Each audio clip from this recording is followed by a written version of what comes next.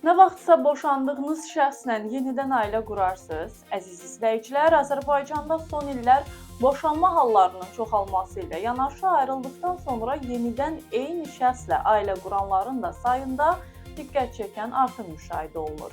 Dövlət Statistika Komitəsinin məlumatlarına görə 2025-ci ildə ümumilikdə 1008 nəfər əvvəllər nikahda olduğu və sonradan boşandığı şəxslə yenidən nikaha daxil olub.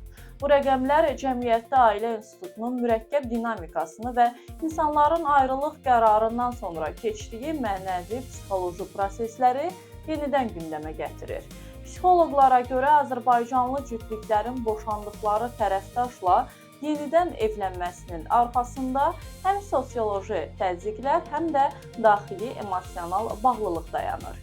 Psixoloqların fikrincə bir çox cütlük impulsiv, yəni ani hirslə və ya kiçik münaqişələr zəminində boşanma qərarı verir. Ayrılıqdan sonra tərəflər tənhalıq hissi keçirir, hisslər soyuduqdan sonra isə səhvlərini anlayaraq keçmiş həyat yoldaşının müsbət tərəflərini daha aydın görməyə başlayırlar.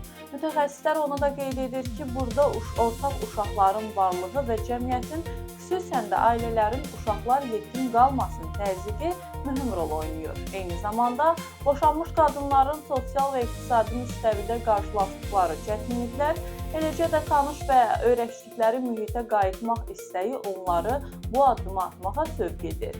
Psixoloqlar vurğulayırlar ki, köhnə problemlər həll olunmadan edilən təkrar evliliklər bəzən yeni böhranlara yol açsa da, yetkinlik dövründə atılan addımlar ailəni daha da gücləndirə bilər.